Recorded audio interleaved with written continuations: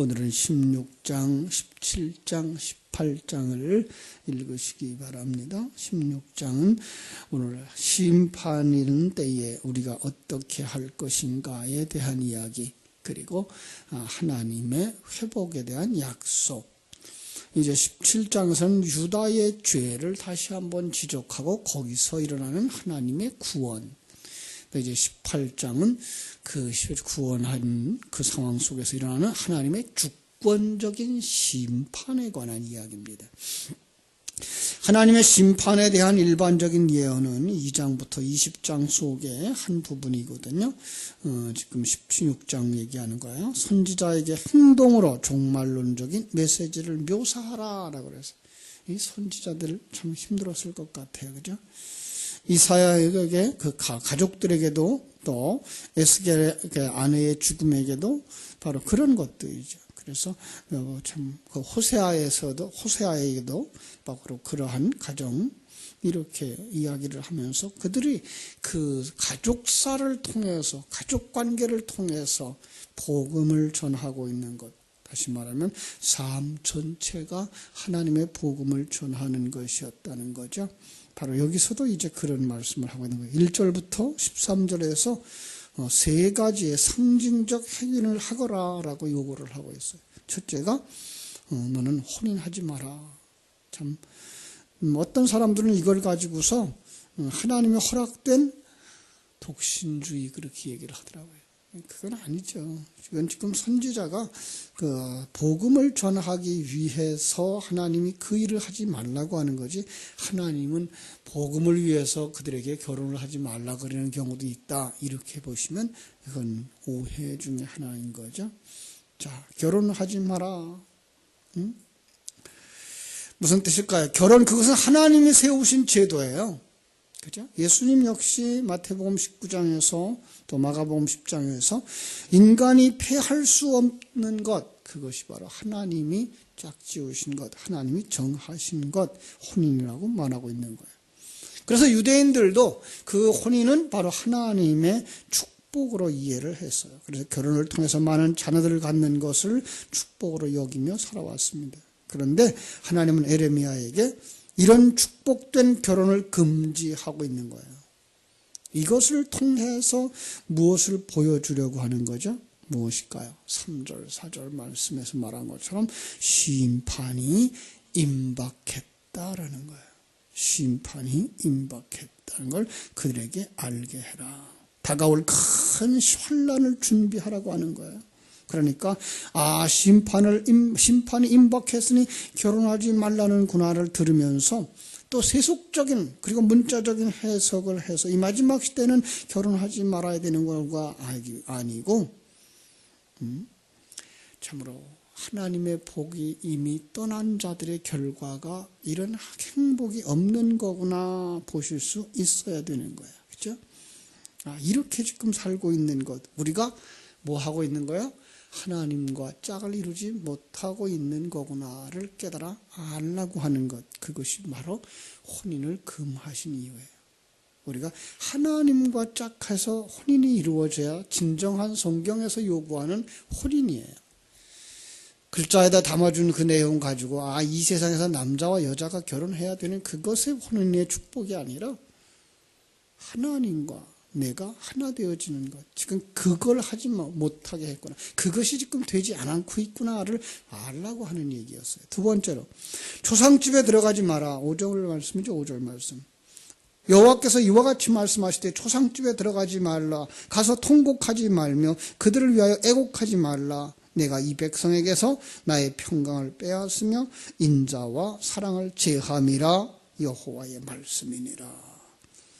추상을 당한 집을 방문해서 고인을 위로할 뿐만 아니라 그 자기의 남은 시간을 계수하는 것을 배우라고 성경은 가르쳤어요. 그죠? 전도서 7장 2절에 가도 보면 초상집에 가는 것이 잔치집에 가는 것보다 낫다고 말했고, 전도서 7장 4절에서도 보면 지혜자의 마음은 초상집에 있고 우매자의 마음은 잔치집에 있다, 이렇게 얘기를 했는데, 본문에서는 상가 방문을 금지하고 고인을 위한 애통을 금지한 거예요. 왜냐하면 그들의 죽음이 아무런 가치도 없다, 슬퍼할 가치도 없다라고 하는 이야기를 그들에게 주고 싶은 거예요. 그러니까 너희들이 죄를 지어서 당하는 그 심판은, 그 죽음은 아무 슬퍼할 이유가 하나도 없는 것, 당연한 죽음인 것, 이렇게 알게 하라는 거예요.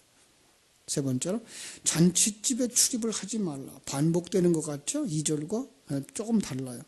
앞에서 말한 것처럼 결혼은 하나님의 축복이고 신랑 신부의 기쁨에 동참하며 축하하는 것 매우 바람직한 거죠. 마태복음 9장 4절로 15절에 14절로 15절에서도 예수님은 신랑과 같이 있을 때에 기뻐하는 것이 마땅하다 그랬어요. 그런데 여기서 혼인집에 출입을 금하라.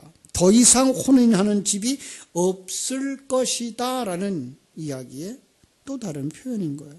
더 이상 즐거워하는 것은 없을 것이다. 어떤 것으로 인한 즐거움? 결혼이라고 하는 하나님 앞에 돌아와서 하나님의 그 은혜를 입어 결혼 생활이 되어지는 것 불가능하다라는 거죠. 자, 10절로 14절에서 그 이유를 이렇게 말하고 있는 거죠. 뭐예요? 참 하나님을 버리고 다른 신을 섬기고, 그죠? 그들에게 절하고 나를 버려서 내 율법을 지키지 아니하였기 때문에 11절이에요. 그죠? 11절. 성경대로 그대로 읽어드릴까요? 너는 그들에게 대답하기를 여호와께서 말씀하시되 너희 조상들이 나를 버리고 다른 신들을 따라서 그들을 섬기며 그들에게 절하고 나를 버려 내 율법을 지키지 아니하였음이라. 12절. 너희가 너희 조상들보다 더욱 악을 행하였도다. 자, 너희들 조상들도 나를 버렸는데 너희들은 뭐예요? 조상들보다 더 악을 행하는도다. 보라, 너희가 각기 악한 마음의 완악함을 따라 행하고 나에게 순종하지 아니하였으므로. 그래서 이렇게 심판이 온다는 거예요. 그래서 이런 재앙이 온다는 거예요. 마치 마태복음 24장의 종말의 징조들과 거의 같은 이야기를 지금 하고 있는 거예요. 성경은 같은 얘기들을 하고 있는 것이니까요. 하나님이 그들에게 은혜를 베풀지 않겠다라고 얘기를 하고 있는 거예요.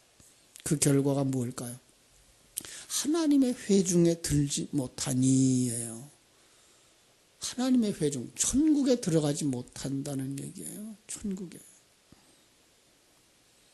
그런데요, 그렇게 심판과 그 저주의 경고를 한 다음에 14절, 15절 하나님은 또 마음이 바뀌어요.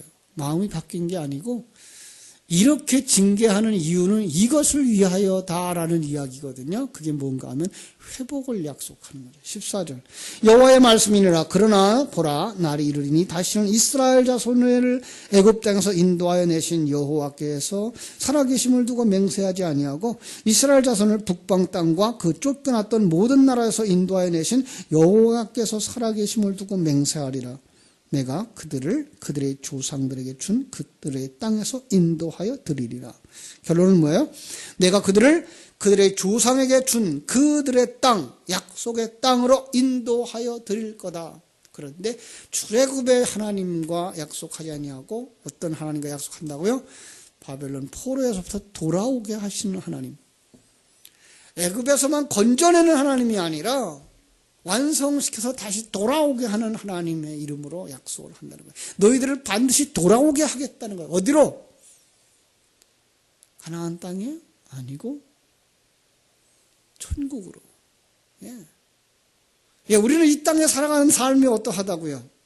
심판을 받을 수밖에 없는 하나님을 떠난 죄인이고 하나님을 신랑으로 알아보지 못하는 인생이고 그 죄값이 얼마나 큰지 죽어 마땅하고 그 죽어도 가치도 없는 죽음을 죽을 수밖에 없는 인생들이지만은 거기에 하나님이 심어놓은 생명들이 있어요.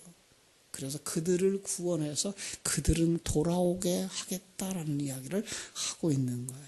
그죠? 16절로 21절. 그래서 그럼 그렇게 심판하고 징계하고 환난을 겪게 하는 이유가 뭐라고요? 하나님을 알게 하기 위하여서라는 이야기예요. 그러니까 성도들이 이 땅에서의 삶이라고는 하는 것은 하나님을 알기 위해서예요. 그 하나님이 얼마나 크신 하나님인지 그 하나님은 우리를 얼마나 사랑하시는 하나님인지 그거 철저하게 깨달아 알도록 이 땅의 삶을 주신 거예요. 이 땅에서 그것만 알고 그것에 완전히 올인하여 살아갈 수 있는 인생이라 그러면 그냥 오늘 하늘나라에 가도 참으로 감사할 일인 거예요. 완성됐으니까. 하나님이 원하시는 그 목적을 다 이루셨으니까. 세상에도 그런 방법이 있죠. 세상에도 소학교라 그래, 초등학교라 그래 요즘은. 초등학교를 6년 다니고 중학교를 3년 다니고 고등학교를 3년 다녀야 대학교 들어가는데 애들이 머리가 좋고 실력이 있으면 어떻게 돼요? 검정고시만 통과하면 나이가 15살이라도 대학에 들어가요. 그죠? 나이 20살 먹은 애들도 대학 겨우 들어가는 판에 나이 15살 먹은 애가 대학 들어가는 게 어떤 게 더 자랑스러운 거예요? 그죠? 그러니까 이 땅에서 빨리 갈 수 있는 사람들, 여러분 그게 복 있는 거예요. 이 땅에서 오래 사는 걸 장수라고 생각하시는데 진정한 장수는 천국에 가서 누르는 장수인 거예요. 그런데 어떻게 하면 그 대학에 들어갈 수 있는 점수가 된다고요? 바로 하나님을 아는 거예요. 그게 지금 14절부터 21절까지 말씀인 거예요. 그걸 깨달아 알게 하시려고 환난을 주시는데 그 환난을 지금 두 가지로 얘기하고 있어요. 낚시질이 아니고 그물로다가, 그죠? 고무줄 총이 아니고 전쟁으로다가. 예. 그러니까 우리가 이 세상에서 경험한다고 하는 건 그냥 그럴 수도 있구나 하는 연습인 경험이 아니라 완전히 그 전쟁의 포화 속에다가 넣고 사느냐 죽느냐 하는 그 갈등 속에 넣고, 그러니까 이 세상에서 우리의 삶은 굉장히 실제적인 거죠. 철저하게 실력을 쌓지 않으면 거기서 살아날 수 없는 자들, 하나님을 아는 그 믿음과 그 하나님이 나를 만드신다고 하는 그 사실과, 그래서 합력하여 선을 이루신 그 하나님의 손길에 대하여서 오케이, 옳습니다. 하나님 그렇게 되기를 원합니다.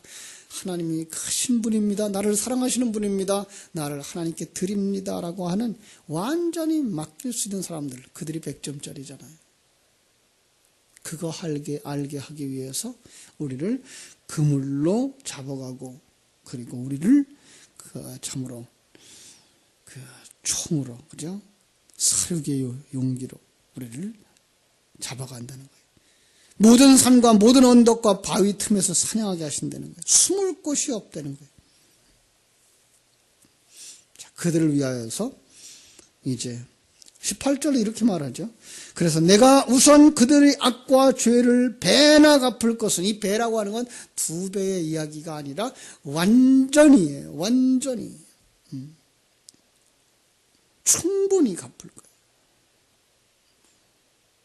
그래서 그 미운 물건의 시체로 그 땅을 더럽히며 그들이 가증한 것으로 내어 기업에 가득하게 하였기 때문에.